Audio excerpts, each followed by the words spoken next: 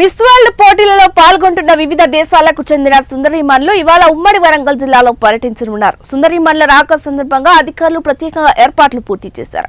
వివిధ దేశాలకు చెందిన సుందరీమణులకు తెలంగాణ సంస్కృతిని ప్రతిబింబించే విధంగా బతుకమ్మ సంగీత వాయిద్యాలతో ఘనంగా స్వాగతం పలికే ఏర్పాట్లు చేశారు అధికారులు. ఇందుకోసం హైదరాబాద్ నుంచి 2 బృందాలుగా ప్రత్యేక బస్సుల్లో వరంగల్ జిల్లాకు మిస్ వరల్డ్ కంటెస్టెంట్ క్యాండిడేట్స్ చేరుకోనున్నారు.